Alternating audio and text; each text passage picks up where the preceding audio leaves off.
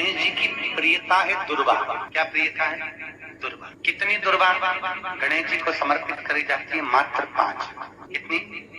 आज के जमाने में लोग गट्ठा बनाकर चढ़ा दें, वो अपनी जगह पर है। 5 दुर्वा पंचम इंद्रियों को वश में करने के लिए और भगवान के 5 जो स्वरूप हैं उनको अपने भीतर उतारने के लिए पंच।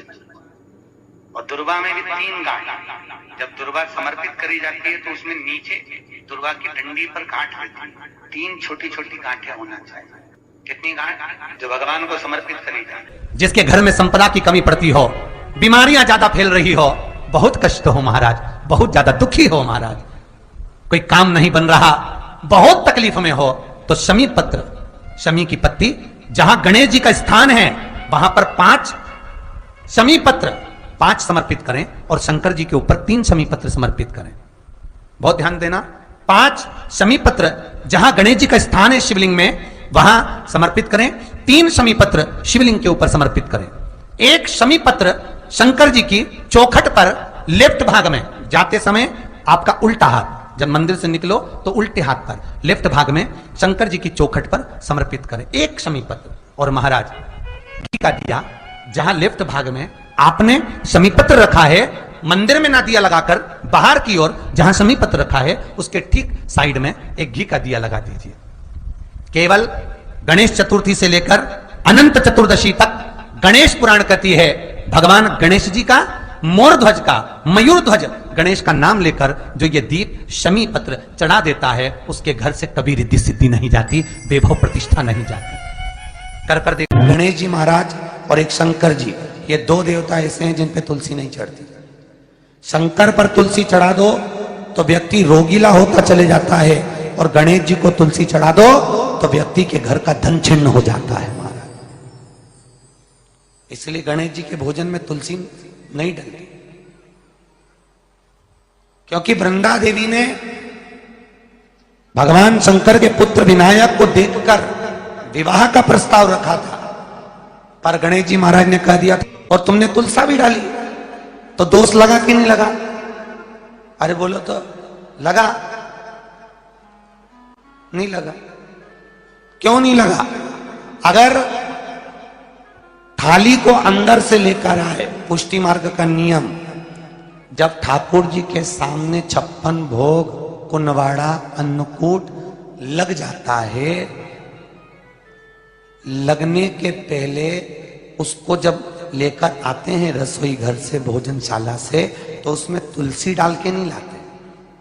अगर रसोई घर से भोजन में तुलसी डलकर अगर ठाकुर जी के सामने वो थाली रखी तो ये पक्का है वो थाली ठाकुर जी नहीं जीमेंगे, क्योंकि उसमें तुलसी रखी हुई आई है। हाँ, जब ठाकुर जी के सामने थाली रखा गई और तुमने थाली रखने के बाद में मंदिर के सामने बैठ के फिर तुलसी डाली तो ठाकुर जी उसको स्वीकार कर लेते हैं। क्यों? क्योंकि 33 करोड़ देवी देवता एक जगह पर विराजमान हैं। जब हम थाली रखते हैं प्रथम देव उस भाग को ग्रहण कर ले। जब तक तुलसी डालते हैं प्रथम देव अपनी दृष्टि हटा लेते हैं। समय होता है, एक टाइम होता है, एक पल होता है, एक घड़ी होती है कि गणेश जी महाराज हमारे घर में आ गए।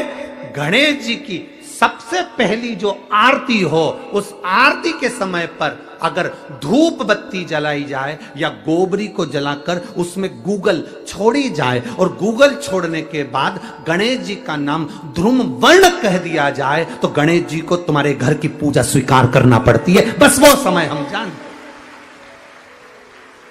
हम तो बस उतना जानते हैं कि शिव महापुराण में लिखा और मुद्गल पुराण में लिखा, गणेश पुराण में लिखा, गणेश जी का एक नाम होता है ध्रुम वर्ण। क्या नाम है? ध्रुम वर्ण गणेश जी का एक नाम होता है। जब हम धूप जलाकर और धूप लगाने के बाद में गणेश जी की सबसे पहली आरती करने के पहले अगर हम सबसे पहली आरती गणेश जी की कर रहे हो, अपने घर में स्थापना कर रहे हो, बिठा रहे हो, और तुम चाहते हो कि गणेश जी मेरे घर में आके मेरी पूजा को स्वीकार करें और जो मांगू मेरा गणेश मुझे दे 10 दिन के अंदर, तो पहला नाम लेकर पुकार लेना ध्रुम वर्ण विनायक, बैठो, बस काम हो गया। वो फ्री होकर आता। सुंदर जोड़ी थी शंकर और पार्वती की, सही है कि गलत है? कभी नहीं झगड़ते थे, इसलिए पृथ्वी पर ना तो लक्ष्मी जी के व्रत हैं, ना ब्रह्माणी के व्रत हैं, ना इंद्राणी के व्रत हैं। अगर पूरी पृथ्वी पर सबसे ज्यादा व्रत किसके हैं? माता पार्वती। तीज का व्रत किसका? पार्वती का। चतुर्थी का व्रत किसका? पार्वती का। चौथ का व्रत किसका? पार्वती का। छठ का व्रत किसका? पार्वती का। जितने व्रत है सब माता पार्वती। गणेश जी मैया को प्रसन्न करने के लिए अष्ट रूप में धारण करते हैं। 8 रूप भगवान गणेश जी ने धारण किए। एक मयूरेश्वर गणेश, दूसरा सिद्धि विनायक, तीसरा बल्लालेश्वर, फिर वरद विनायक, फिर चिंतामणि, फिर गिरजात्मज, फिर भगवान गणेश विघ्नेश्वर अष्ट विनायक, फिर महागणपति। ऐसे गणेश जी के अष्ट नाम हुए। उस समय तिजोरी के अंदर जो गणेश की प्रतिमा रखी जाती है किस नाम से रखी जाती है? तो तिजोरी में हम जो गणेश की प्रतिमा रखते हैं वो वरद विनायक के नाम से रखते हैं। कौन सा गणेश? वरद। वरद विनायक के नाम से तिजोरी में गणेश रखते हैं। और वरद विनायक के नाम से गणेश जी तिजोरी में रखाते हैं। आपको कथा में कहा था घर में सीधी सूंड का गणेश और व्यापार व्यवसाय ऑफिस में उल्टी सूंड का गणेश होना चाहिए। वरद विनायक को तिजोरी में।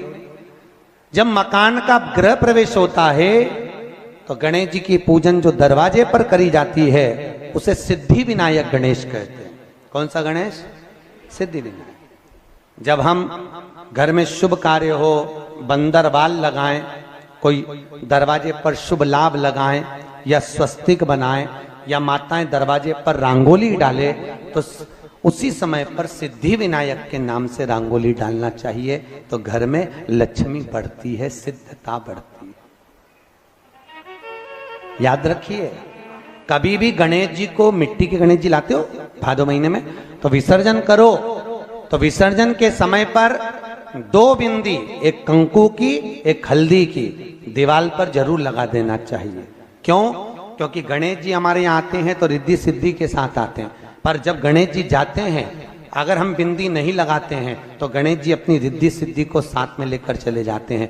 पति के साथ पत्नी वापिस चली जाती है। जब हम बिंदी लगाते हैं तो उसका मतलब होता है कि हमारे घर की बहू हमारे घर में रहे, बेटा भले भ्रमण के लिए जाए। तो गणेश जी जाते हैं, रिद्धि सिद्धि घर में रह जाती है। इसलिए रिद्धि सिद्धि को घर में रखने के लिए 2 बिंदी लगाना चाहिए, एक कुंकू की, एक हल्दी। रिद्धि सिद्धि। गणेश जी की प्रियता है दुर्वा। क्या प्रियता है? दुर्वा। कितनी दुर्वा गणेश जी को समर्पित करी जाती है? मात्र 5। कितनी? आज के जमाने में लोग गट्ठा बनाकर चढ़ा दें, वो अपनी जगह पर 5 दुर्वा पंचम इंद्रियों को वश में करने के लिए और भगवान के 5 जो स्वरूप हैं उनको अपने भीतर उतारने के लिए 5 दुर्वा।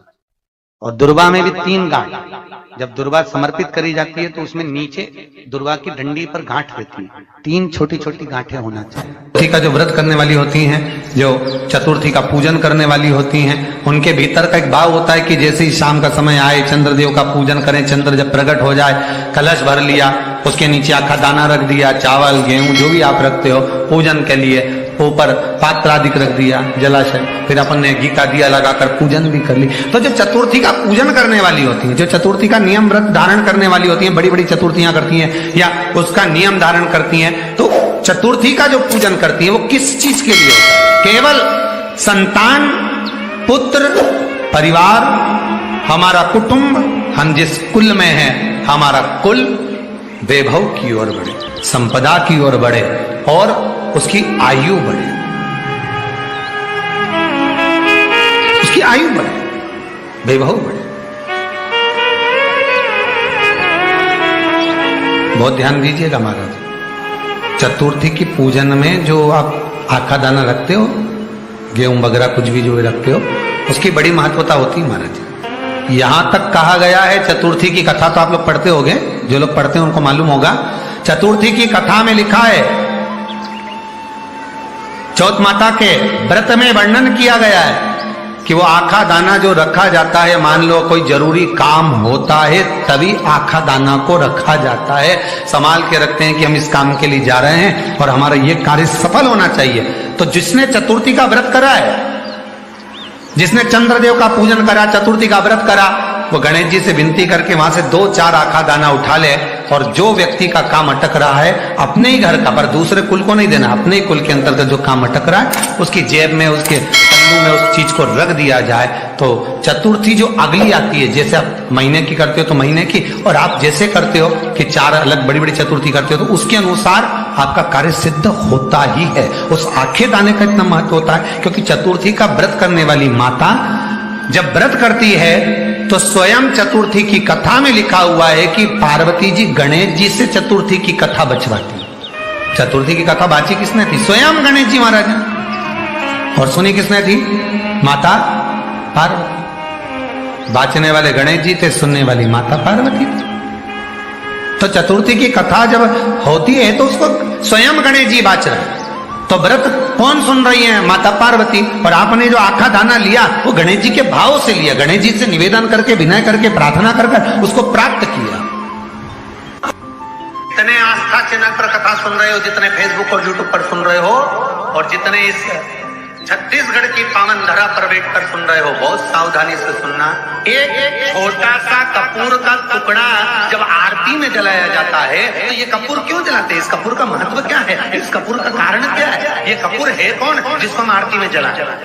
क्या जरूरत इस कपूर को आरती में जलाने की? क्या जरूरत इसको यज्ञशाला में जलाने की? क्या जरूरत है इस कपूर को पूजन में जलाने की? स्वयं गुरु बाबा कहते हैं यदि कोई आरती में, पूजन में, घर में एक कपूर का टुकड़ा आरती के बाद में जब समर्पित करेगा तो उसको अश्वमेध यज्ञ का पुण्य प्राप्त हो जाएगा। अश्वमेध यज्ञ के पुण्य को पाने के लिए कपूर का टुकड़ा आज भी आरती में जलाया जाए। एक कपूर का टुकड़ा सुख का, इसीलिए हमारे यहाँ शास्त्र कहता है महाराज, जब आपको घर में अगर ऐसा लगने लगे कि 15 दिन से बहुत बेचैनी है, बहुत दुख तकलीफ लग रही है, कोई ना कोई बीमार पड़ रहा है, कुछ ना कुछ तकलीफें लग रही है, तो एक पीपल का पत्ता ले लो, उसके ऊपर एक कपूर का टुकड़ा ले लो, सारे घर में घुमाकर उसको दरवाजे के बीच मध्य में जलाकर रख दीजिए। थोड़ी सी जला 20 से 25 मिनट के अंदर मकान में एनर्जी वापिस आ जाएगी, उस भवन में एनर्जी वापिस प्राप्त हो जाएगी। 20 से 25 मिनट के अंदर एनर्जी वापस। लग रहा है कि यहाँ नेगेटिव है तो उसको पॉजिटिव बनाया जा सकता है। रात को 12 बजे शंकर जी के मंदिर में शिवलिंग पर चढ़ी हुई बेलपत्री को उठाकर शंकर मंदिर का शिखर देखकर चबा चबा कर खा लीजिए। आपके पांव के घुटने बदलने की जरूरत नहीं पड़ेगी, ऑपरेशन की जरूरत नहीं। पेटता अलमस्तता। इस संवाद के अंतर्गत ये जो संवाद आया है, श्री गणेश जी महाराज ने श्री शैलम पर, कार्तिकेय महाराज की पावन धरा पर, मल्लिकार्जुन की पावन धरा पर, श्री शैलम में 3 प्रश्न श्री गणेश जी महाराज ने करे, और वो गणेश जी के 3 प्रश्न आपको भी ज्ञात होना चाहिए। पहला प्रश्न गणेश जी महाराज ने अपनी माता से कहा, माँ, मृत्यु लोक के अंतर्गत इस भूमि पर जन्म लेने के बाद में अगर व्यक्ति को वृद्ध अवस्था का सामना ना करना पड़े तो उसके लिए क्या करना चाहिए? सुन लेना जवान भाई, जितने भी बेटा बेटी बैठे हैं और जितने आस्था चैनल पर, फेसबुक, यूट्यूब पर सुन रहे हैं, बड़े ध्यान से सुन लेना कि मान लो कि हमें वृद्ध अवस्था देखना ही ना पड़े, उसके लिए क्या करना पड़े? तो कहा उसका एक ही साधन, राम राम रटते रहो जब तक घट में प्राण, कब हो तो दीन दयाल के भनक पड़ेगा। महाराज, एक कर्म करते रहो, तुम्हारा कर्म जरूर करो, काम करते करते करते करते करते करते भी भगवत स्मरण करते। धर्म और कर्म, इन दोनों में अंतर क्या है? बोलो जल्दी जल्दी बोलिए। धर्म और कर्म में अंतर क्या है? धर्म अष्ट विनायक में एक विनायक, सबसे प्रबल विनायक, अष्ट विनायक में सबसे प्रबल।